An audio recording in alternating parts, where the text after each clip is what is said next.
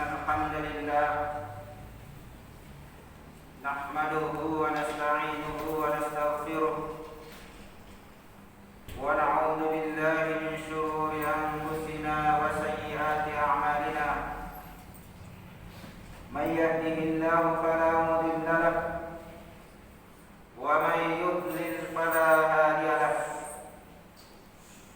وأشهد أن لا إله إلا الله وحده لا شريك له وأشهد أن محمدا عبده ورسوله وقال تعالى في كتابه الكريم يا أيها الذين آمنوا اتقوا الله حق تقاته ولا تموتن إلا وأنتم مسلمون يا أيها الناس اتقوا ربكم الذي خلقكم من نفس واحدة وخلق منها زوجها وبث منهما رجالا كثيرا ونساء واتقوا الله الذي تساءلون به والأرحام إن الله كان عليكم رقيبا يا أيها الذين آمنوا اتقوا الله وقولوا قولا سديدا يصلح لكم أعمالكم ويغفر لكم ذنوبكم ومن يطع الله ورسوله فقد فاز فوزا عظيما أما بعد فإن أصدق الحديث كلام الله وخير الهدى هدى محمد صلى الله عليه وسلم وشر الأمور محدثاتها فإن كل محدثة بدعة وكل بدعة ضلالة وكل ضلالة في النار. Kaum muslimin sidang jamaah Jumat rahimani wa rahimakumullah.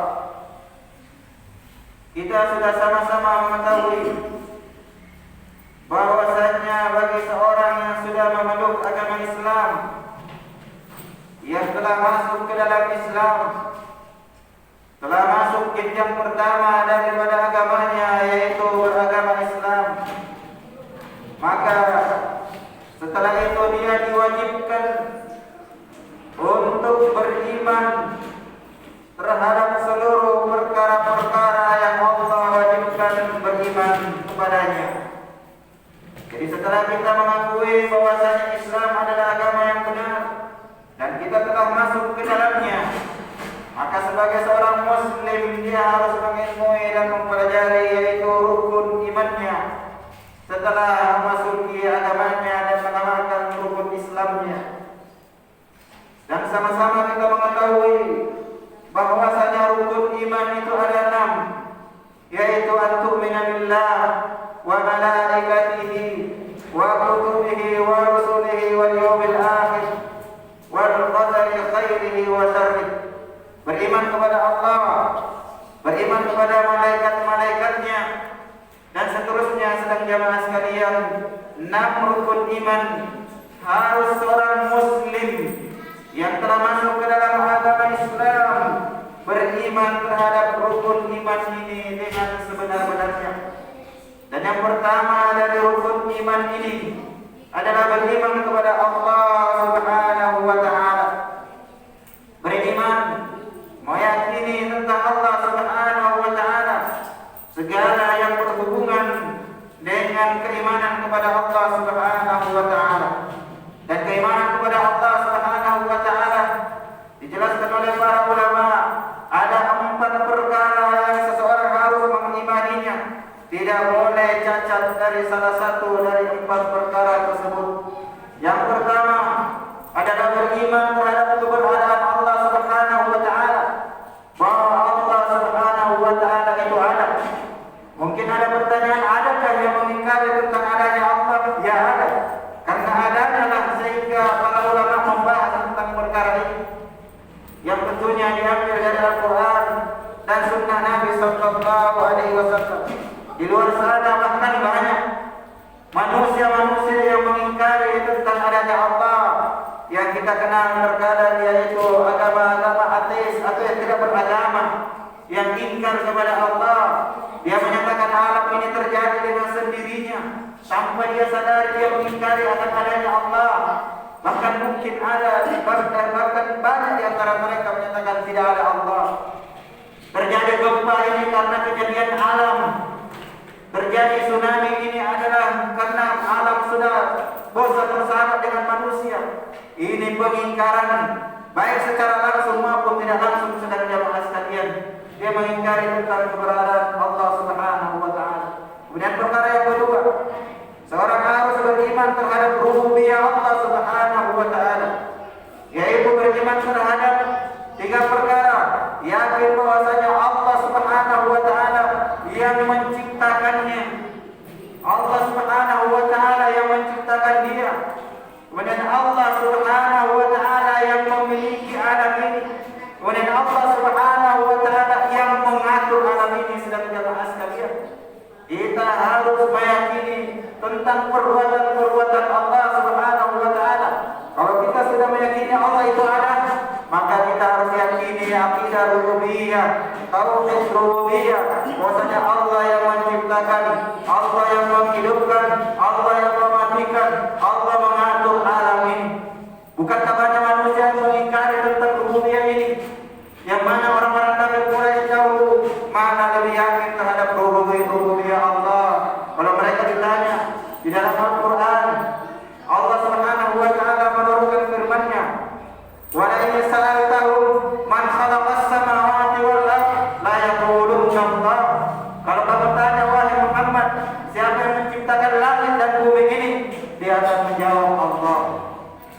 Siapa yang mengatur alam ini? Siapa yang menghidupkan? Siapa yang mematikan? Siapa yang memberi rezeki? Mereka akan jawab Allah. Bukankah manusia sekarang ini ada yang percaya akan mengatur hujan selain Allah, sehingga percaya dan memanggil pawang hujan? Bukankah ada yang yakin bahwasanya ada yang memberi rezeki selain Allah, sehingga dia minta rezeki dan berkah kepada selain Allah? Ini adalah lebih kufur, lebih kafir daripada orang-orang kafir Quraisy dahulu. Kemudian perkara yang ketiga, seorang harus beriman dan meyakini akan uluhiyah Allah Subhanahu wa Ta'ala. Dia harus meyakini bahwasanya la ilaha illallah, tidak ada ilah yang berhak disembah, tidak ada ilah yang berhak diibadahi, dan tidak ada sesembahan yang benar kecuali Allah Subhanahu wa Ta'ala. La ma'budu bihaqqin illallah. Maka siapa yang menyembah, siapa yang masih beribadah kepada selain Allah, maka dia belum dikatakan beriman yang benar kepada Allah Subhanahu wa Ta'ala. Kepada Allah Subhanahu wa Ta'ala. Bukankah dia menyatakan iyyaka na'budu wa iyyaka nasta'in di dalam salatnya? Hanya Engkau ya Allah yang saya sembah, hanya Engkau yang saya ibadahi, dan hanya kepada Engkau saya mohon pertolongan. Mengapa berdoa kepada selain Allah? Mengapa minta keberkahan kepada selain Allah? Mengapa memohon berkah kepada selain Allah? Mengapa memohon kesembuhan kepada selain Allah? Mengapa menyembelih untuk selain Allah? Ini semua berarti dia tidak mengakui akan uluhiyah Allah Subhanahu wa Ta'ala. Kemudian perkara yang keempat, seorang harus mengilmui, mempelajari, meyakini tentang nama-nama dan sifat-sifat Allah Subhanahu wa Ta'ala. Seorang yang menyatakan dirinya beriman kepada Allah, dia harus meyakini nama-nama dan sifat-sifat Allah Subhanahu wa Ta'ala. Tidak boleh mengingkarinya. Itulah namanya aqidah tauhid asma wa sifat. An-nasifullah bima wasafa bihi nafsuhu atau bima wasafa bihi rasuluhu sallallahu alaihi wasallam. Kita beri sifat Allah sebagaimana Allah beri sifat dirinya, dan Nabi sallallahu alaihi wasallam sifat Allah Subhanahu wa Ta'ala. Kalau Allah menyatakan saya berada di atas langit, Ar-Rahman 'alal 'arsy istawa, maka seorang Islam yang menyatakan dirinya telah masuk Islam tidak boleh mengingkari ini bahwasanya Allah di atas langit. Jadi tidak boleh ada keyakinan yang menyatakan Allah ada di mana-mana. Apalagi mau menyatakan Allah itu, siapa yang menyatakan Allah di atas langit, maka itu adalah alamat palsu. Na'udzubillah. Yang mengetahui tentang dirinya adalah Allah Subhanahu wa Ta'ala. Dan Allah yang menyatakan Allah berada di atas arsy. Allah berada di atas makhluknya dan tidak ada lagi di atas Allah Subhanahu wa taala. Maka keyakinan ini yang tidak meyakini Allah berada di atas langit, maka berarti cacat, dan bahkan kata para ulama, mereka adalah kafir secara umum. Siapa yang menyatakan Allah tidak di atas langit, maka dia kafir kepada Allah Subhanahu wa taala. Adapun mengkafirkan secara ta'yin, person pribadi, itu butuh tahapan-tahapan sehingga kita katakan orang itu kafir. Maka apa saja yang Allah sebutkan tentang nama-nama dan dirinya, sifat-sifatnya, misalnya Allah punya tangan, kita harus yakin Allah punya tangan, tapi tangan Allah tidak sama dengan makhluknya. Laisa kamitslihi syai' wa huwas samiul basir. Tidak ada yang serupa dengan Allah, dan Allah Maha mendengar dan Maha melihat. Tapi pendengaran dan penglihatan Allah tidak sama dengan makhluk. Antara makhluk saja beda. Bukankah manusia punya kaki? Anjing punya kaki. Kaki manusia dengan kambing tidak sama, dengan anjing tidak sama. Tidak mungkin kita akan samakan Allah dengan makhluk.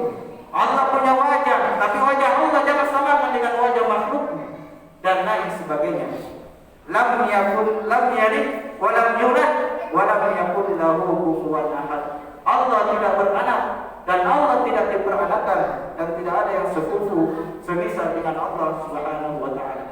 Maka empat perkara ini seorang Islam mau dikatakan benar iman kepada Allah, dia harus imani Allah itu ada, rububiyah Allah, tauhid rububiyah kepada Allah, uluhiyah Allah Subhanahu wa taala, nama-nama dan sifat-sifat Allah Subhanahu wa taala harus dia yakini. Bahkan ilmu yang paling mulia mengilmui tentang nama-nama dan sifat-sifat Allah Subhanahu wa taala. Barakallahu li wa lakum fil Qur'anil azim wa nafa'ani wa iyyakum bima fihi min al-ayati wa dzikril hakim. Aqulu qawli hadha wa astaghfirullah li wa lakum min kulli dhanb fastaghfiruhu innahu huwal ghafurur rahim.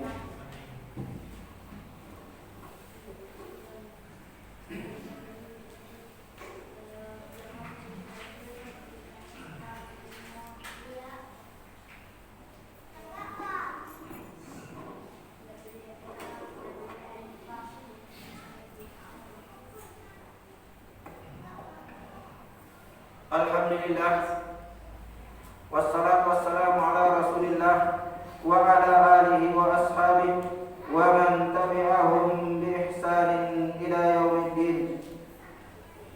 Kaum muslimin sedang jamaah Jumat rahimani wa rahimakumullah, maka kita sebagai hamba Allah Subhanahu wa taala tidak ada kewajiban kita kecuali sami'na wa ata'na.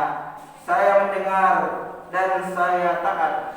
Saya mendengar kepada Allah dan saya taat kepada Allah Subhanahu wa taala. Jangan ada pilihan selain daripada apa yang diwahyukan oleh Allah dan apa yang diwahyukan oleh Allah Subhanahu wa taala di dalam Al-Qur'an dan kepada Nabi kita Muhammad sallallahu alaihi wasallam di dalam hadis-hadisnya. Apalagi berhubungan tentang nama-nama dan sifat-sifat Allah Subhanahu wa taala. Keimanan kepada Allah harus kita benar-benar beriman kepadanya. Makanya Allah Subhanahu wa taala menyebutkan tentang tauhid ini, akidah asma wa sifat, di dalam satu ayat dalam surat Maryam, Rabbus samawati wal ard wa ma bainahuma. Dia adalah Rabb langit dan bumi dan apa yang ada di antara keduanya.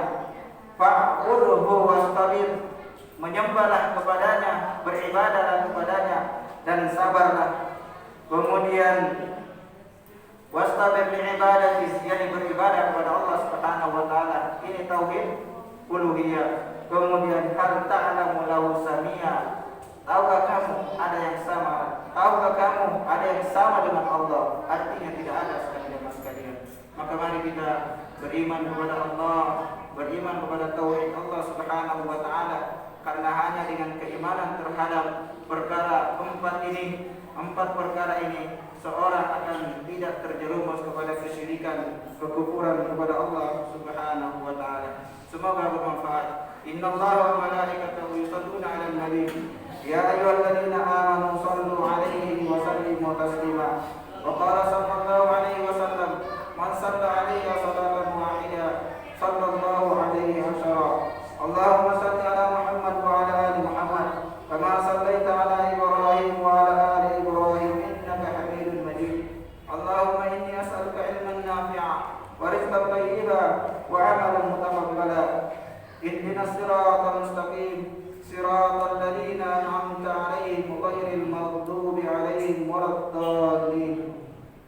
اللهم إني أعوذ بك أن أشرك بك شيئا وأنا أعلم وأستغفرك بما لا أعلم. اللهم اغفر لنا ولوالدينا وارحمهم كما ربيانا صغارا. اللهم اغفر للمؤمنين والمؤمنات والمسلمين والمسلمات الأحياء منهم والأموات إنك سميع قريب مجيب الدعوات وقاضي الحاجات. اللهم أصلح ولاة أمورنا واجعلهم هداة مهتدين غير ضالين ولا مضلين. ربنا آتنا في الدنيا حسنة وفي الآخرة حسنة وقنا عذاب النار. اللهم إني أعوذ بك من البرص اللهم إني أعوذ بك من البرص وسوء الأسقام. اللهم إني أعوذ بك من البرص والجنون